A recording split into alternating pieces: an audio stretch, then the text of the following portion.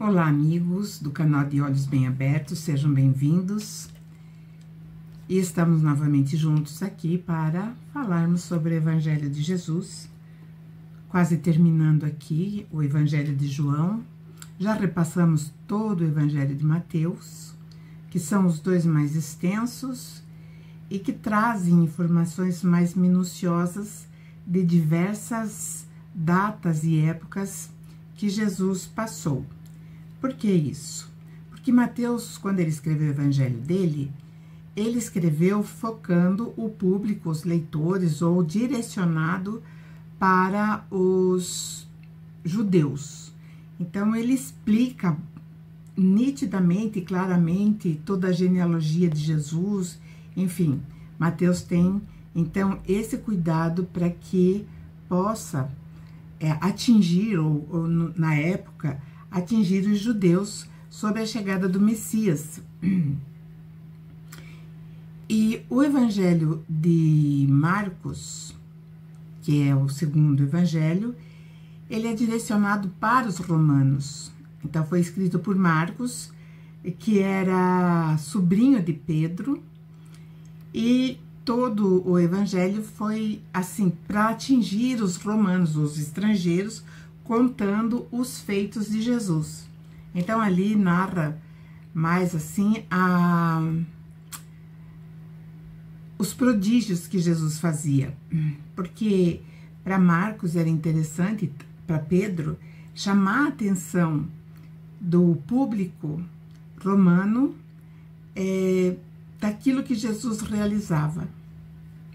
E Lucas ele é mais histórico, então ele que situa o nascimento de Jesus, que realmente foi antes de Cristo. Então, Jesus, ele nasceu antes da era cristã, provavelmente entre 6 e 8 anos. Então, quando Jesus estava mais ou menos com 6 a 8 anos, então, que começa a era cristã, isso porque foi uma datação num determinado concílio, isso há muito tempo atrás, que, se não me falha a memória, é lá pelos anos 300 e alguma coisa. E então eles fixaram, um papa fixou a data no dia 25, porque era o dia da colheita, e que era também celebrado o nascimento do Deus Sol, que é Deus do Sol Invictus, que era um deus romano, do panteão romano. Então, o nascimento de Jesus, obviamente, não é 25 de dezembro. O Evangelho de Lucas, continuando ainda a falar desse evangelista, ele é mais sucinto, por exemplo, nas bem-aventuranças. Lá constam 4 bem-aventuranças, quanto em Mateus já tem 8, são 8. Então, o capítulo 5 de Mateus é bem extenso, o 6 é bem extenso, o 7 é bem extenso.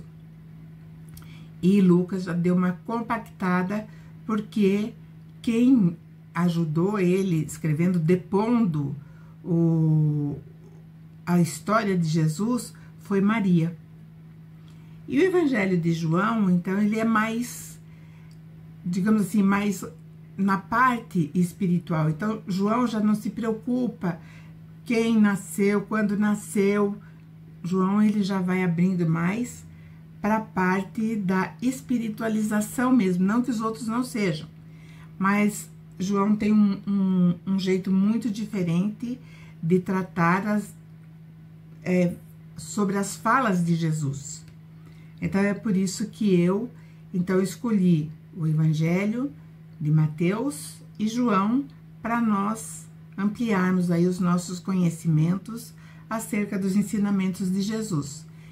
Fizemos uma jornada belíssima, com certeza, vivenciamos mais com o nosso mestre, estivemos muito mais próximos de nós mesmos, nos analisando, nos sentindo Jesus, e nos envolvendo com seus ensinamentos, colocando então, de alguma forma, ou parcela grande ou parcela pequena em prática.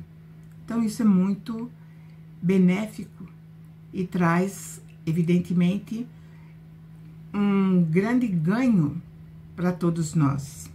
Por isso, eu sempre agradeço a vocês que estão comigo nessa jornada. Como eu falei, nós estamos quase chegando ao final do Evangelho de João, e justamente também João vai trazer os momentos finais de Jesus aqui, encarnado entre nós na Terra. Então, Jesus ele vai começar a falar para os discípulos, todos aqueles que estavam ali com ele, a respeito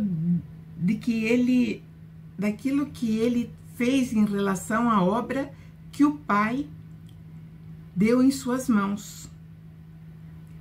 E ele vai mostrar nesse capítulo o amor que ele tem pela humanidade. E é muito tocante, é muito bonito. E aí ele começa então dizendo, Pai, é chegada a hora, glorifica o teu filho, para que também o teu filho te glorifique. Não é uma barganha, não é uma troca. Então, glorifica o teu filho por tudo aquilo que eu tinha de incumbência, o filho falando, e quando eu realizei, Jesus, né? Quando ele realizou toda a sua obra, então ele diz assim que, na verdade, ele estava glorificando o Pai. Então, não é nada pessoal, na verdade, ele fala, tudo aquilo que o Pai me deu para fazer, eu fiz. Então, ele me glorificou confiando essa missão para mim, e agora eu o glorifico entregando a missão. Porque não deve ter sido fácil a decisão de descer aqui no solo terrestre, padecer todo o tipo de incredulidade que todos tinham em relação a ele ser o Messias. E aí começa então uma grande luta que duraram 3 anos. E nesses 3 anos ele realizou essas orientações para que ficasse para a posteridade. Como eu sempre falo, foi uma porcentagem pequena que foi registrada, mas só essa porcentagem pequena já nos abre um grande horizonte.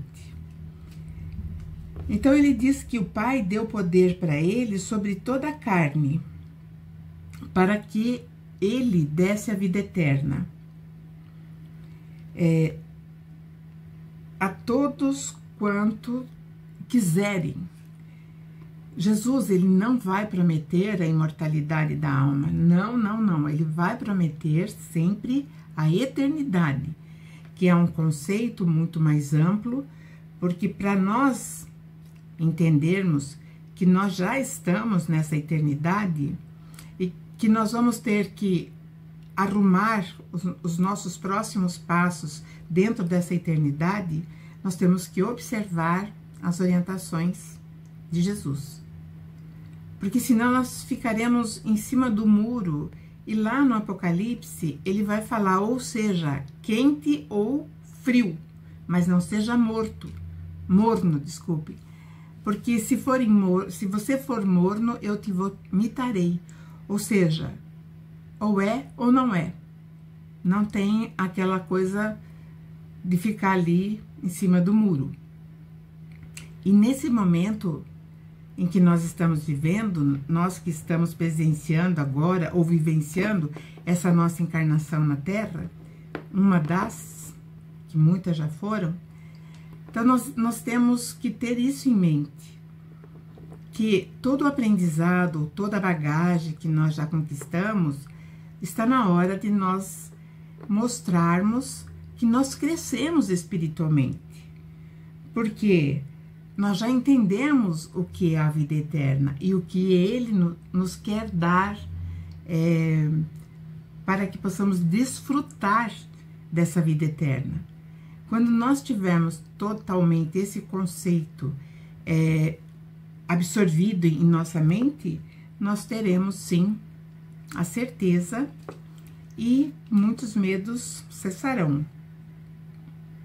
E ele continua fazendo essa oração ao Pai, e ele diz: eu te glorifiquei na terra, e tendo consumado a obra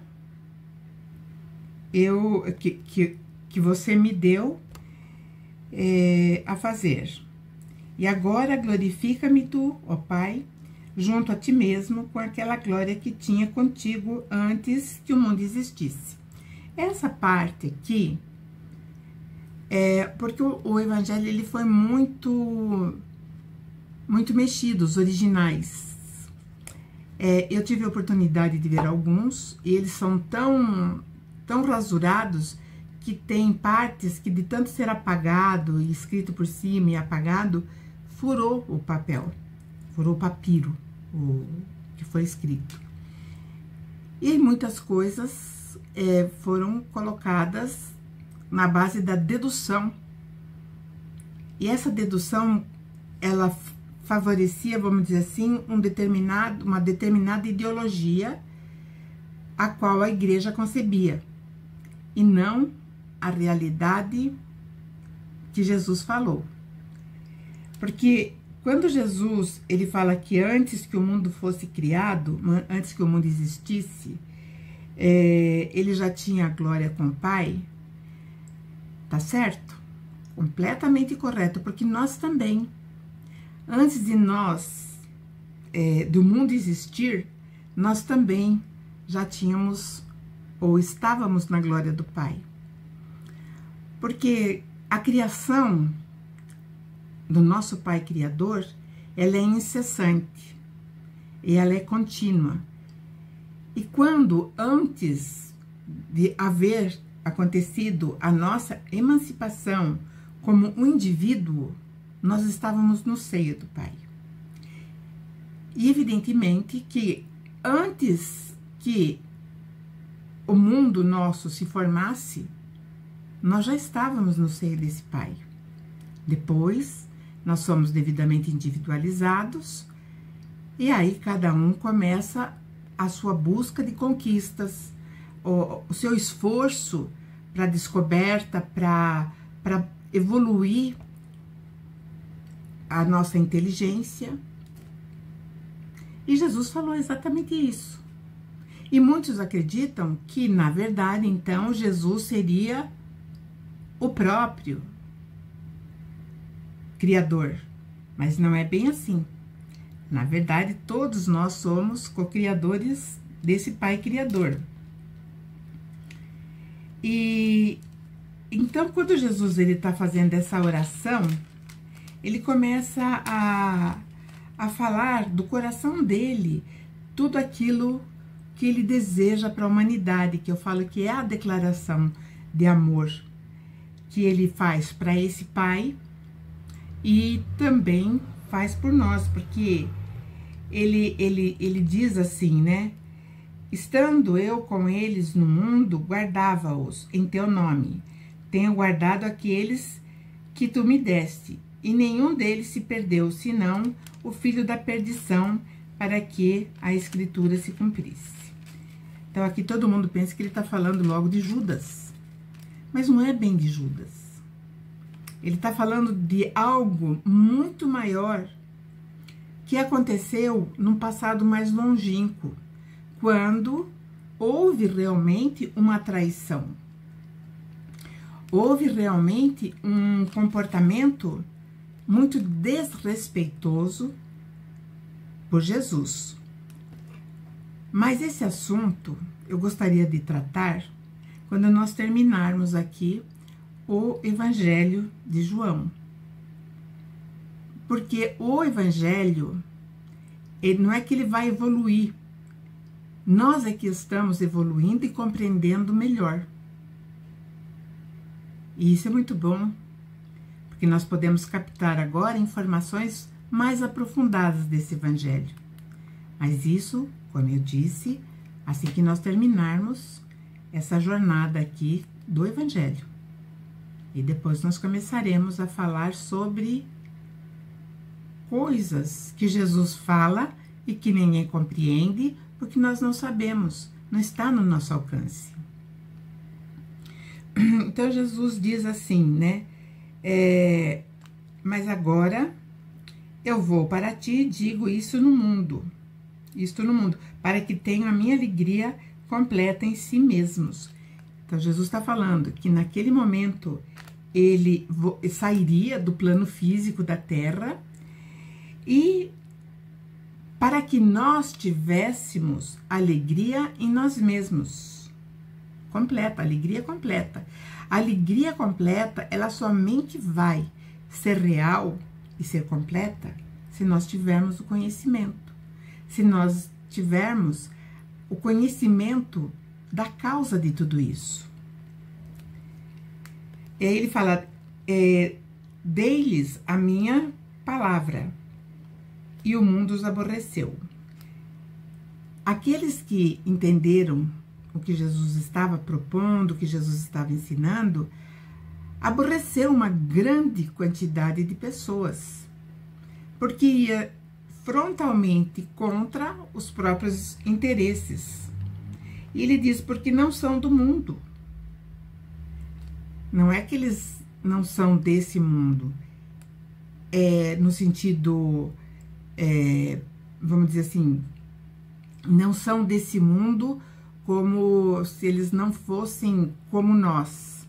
Inclusive, vi uma interpretação de alguém que estudou muito, e aí falou que esses aqui que não são do mundo, eram pessoas que já nasciam fadadas para a perdição. E a obra do Criador é perfeita, então ninguém foi criado para perdição. Mas vou ler novamente para dar todo o contexto. Dei-lhes a tua palavra e o mundo os aborreceu.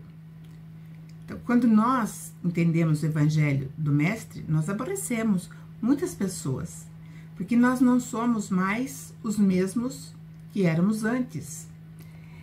E aí ele diz assim, né? Porque não são do mundo, assim como do mundo também eu não sou. E aqui reside uma confissão de Jesus que é importantíssima, que é aquilo que eu falei. Então, não é que Jesus estava com o Criador antes da fundação do mundo, e por isso muitos acreditam que ele é o próprio Criador que encarnou-se. E isso não é. Então, nessa parte aqui, quando eu estiver nessa outra fase dos nossos encontros semanais, eu falarei. Então, como Jesus fala, ele não é do mundo. E muitos que aborreceram-se com as lições e com as orientações que ele deixou para nós, seres terrestres, então aborreceu muito, e aborrece ainda, aborrece demais, porque contraria todo ainda aquele sistema egóico, egoístico, tudo aquilo que não é virtude. Então, para esse que Jesus falou lá em cima, que foi o filho da perdição, esse que foi o filho da perdição, quanto mais embrutecido o ser humano ficar, para ele é melhor, porque ele se estabelece dentro dessa energia. E aí dá no que dá, o mundo do lado do avesso, moralmente falando. Aí ele continua falando que também ele não é desse mundo. Então, santifica-os na verdade, e a tua palavra é a verdade. Então, aquilo que Jesus traz, aquilo que Jesus nos mostra, é a única verdade. E é por isso que ele fala lá, já falou, né, um momento atrás, eu sou o caminho, a verdade e a vida. Ninguém vai chegar ao Pai se não for por ele.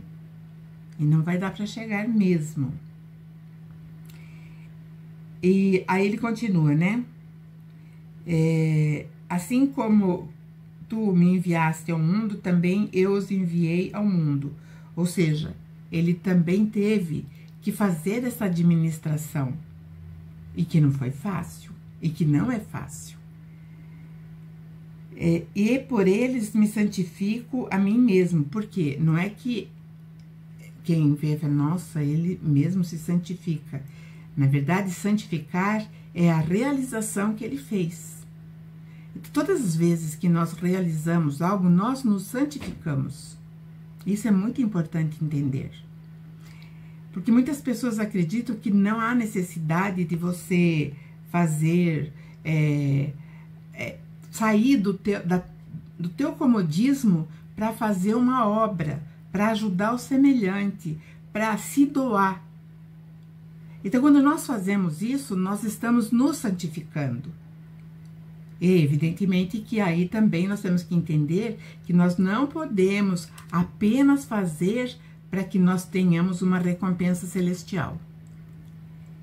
Então, meus amigos, nós vamos ficando por aqui e espero que vocês tenham uma semana de muita luz, de muita paz, com muita produtividade, muita vibração positiva, frequências elevadas, porque nós estamos vivendo um turbilhão energético.